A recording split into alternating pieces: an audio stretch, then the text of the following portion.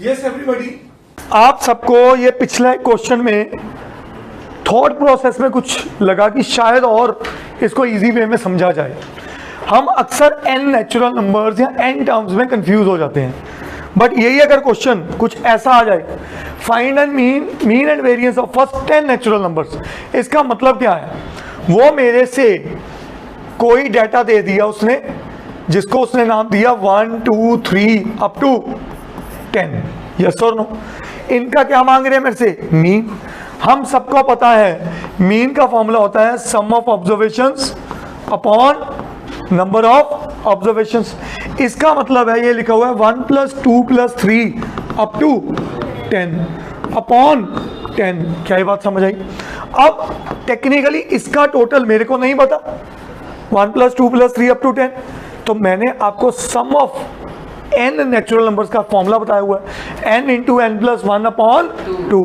तो टेक्निकली इसका रिजल्ट क्या बना? n है 10, 10 + 1 = 11 अपॉन 2, तो ये बन गया 55। क्या ये बात समझ आई है? बोलिए। अब ये बना 55 अपॉन 10 विच इज 5.5। तो पिछले क्वेश्चन में जो मैंने रिजल्ट आपको बताया वो क्या था? Mean of n terms means n + 1 upon 2, ठीक है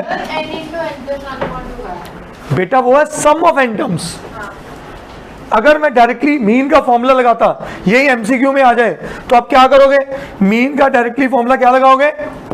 n + 1 upon 2। What is 10 + 1? 11। 11 upon 2 is, क्या ये दोनों सेम आए कि नहीं आए? मैंने आपको पिछले क्वेश्चन में डेरिवेशन, जो कि एनसीईआरटी का एक बहुत इंपॉर्टेंट क्वेश्चन है, वो रखा।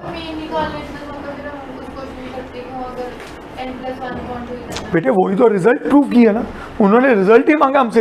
अच्छा मेरे को ये बता, 10th में मिड पॉइंट थ्योरम प्रूव क्यों करती थी? क्योंकि उसको यूज कर सके और क्वेश्चंस में। Please understand this thought. हाँ जी,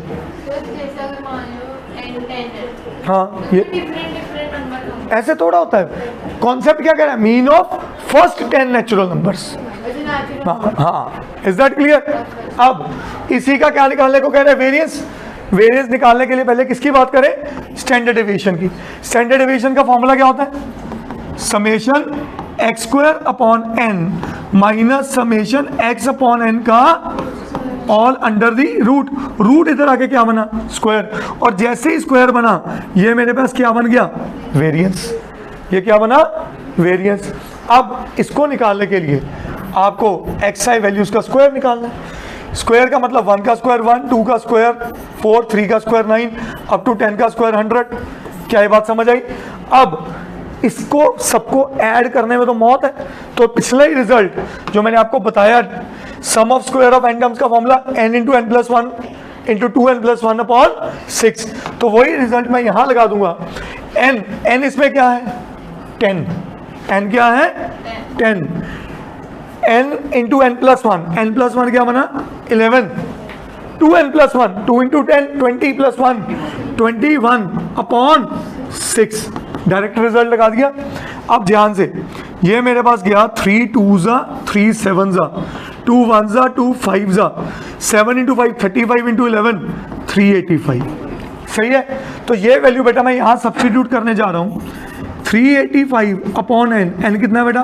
10 minus summation x upon n अभी निकाला है, वो कितना है? 5.5। क्या है? 5.5 का स्क्वायर 380, ये बना 38.5। अब जल्दी से कोई बता दो 55 का स्क्वायर क्या था? हाँ, 3025 सर। तो ये क्या बना? 30.25। वेरी गुड गुरसिमरन, शॉर्टकट याद है तेरे को अभी भी। आओ जी, तो ये बना 38.50 माइनस 30.25, क्या बना? 8.25। सब ये क्या आ गया मेरे पास? अब वेरिएंस। और कोई इसका स्टैंडर्ड डेविएशन मांग ले तो इसका क्या कर दोगे? Square root. क्या कर दोगे? क्या ये बात समझ आई?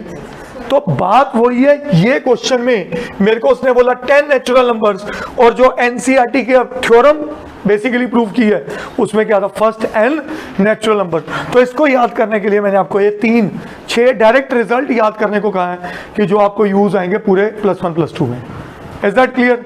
करिए जी पिछला क्वेश्चन में।